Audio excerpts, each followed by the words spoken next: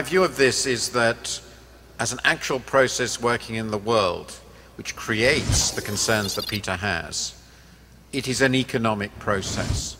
It is an economic driver that, because of the liberalization of markets, because of the falling costs of transport and communications, which is a very long story, we suddenly find that our economies are integrating ever more strongly. Things and decisions that are being taken tens of thousands of kilometers from here are affecting you within a few days.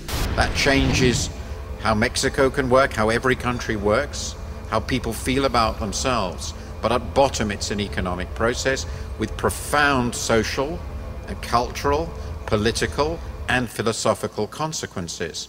But the driving force, in my view, is economics. The other interesting aspect of what you were talking about this expansion from the tribal level to the national level and the global level, is that I see that as not so much biological, but something inherent in us as reasoning beings. So if you like, perhaps this is where something somewhat philosophical comes in. But I think that inherent in the capacity to reason is the capacity to expand our horizons, to put ourselves in the situations of others. And this carries ethical significance in that we start to become aware of other beings as like us in relevant ways, and therefore to develop connections with them and to admit them, if you like, to our moral universe. And I think that's become tremendously important as this reach expands for technological reasons, that we have impact on the world as a whole. We can do things in the world as a whole, and it's important that our moral horizon has to expand as well. Policy can make some countries opt out of the system completely. North Korea is outside the system. Burma is effectively outside the system. These were choices made by these countries, governments, not countries. That would be Peter's view, I think. There was choices made. You can be outside the system, but you pay such a heavy price for being outside the system that over a long period, I think it becomes almost impossible to stay outside. That's what we've seen with China. It's what we've seen with Russia. And that, in that sense, yes, as long as the underlying forces are there, we are going to move in this direction. Policy can halt it, politics can halt it for maybe a generation or two, but I doubt if it will be for longer. Looking at the examples that Martin mentioned of North Korea and Burma, we may say, well, that's a very bad choice for most of the people in that country, and I'm inclined to agree with that. But there are possibilities, I think, that are not so extreme as that, where countries could make choices to opt out and still maintain a much better kind of society. It would be a different society. Maybe in purely economic terms, the standard of living would not be as high as if they were part of the system, but they may maintain other forms of control over their lives together, over their method of government, over the decisions they make, that they may value. Because we now understand, over the last 10 or 15 years, we've come to the understanding that almost everything we do has an impact on other people.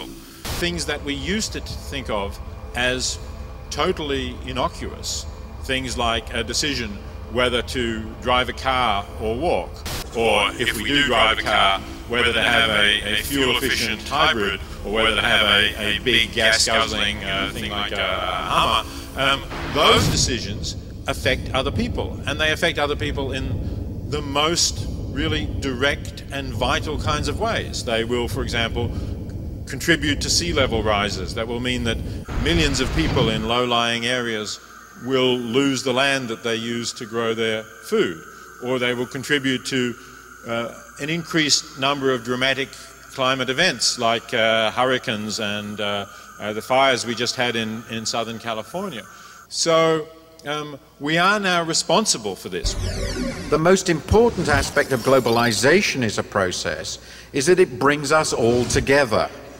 And the things it brings together are good things, I think, like the transport of ideas, the transport of goods and services we can enjoy, the ability to trade, and also obviously bad things. The growth of markets in illegal products, in drugs, in the trafficking of human beings, in the ease with which diseases are spread across the globe. One of the most beautiful examples, and also horrifying if you think about 9/11, is that it demonstrated very clearly that Afghanistan is bordering on New York. Who before then thought that effectively Afghanistan was bordering on New York? But that is what it was. So everything is exchanged, and because everything is exchanged, we are interacting with one another in a much more intensive way than ever before. Now, if we look at globalization more narrowly and its effects on inequality, and we particularly look at the last 25 years, because this is the period in which globalization has been resurgent, I think the picture is very complicated, but if I were going to summarize it very crudely, it would go something like this.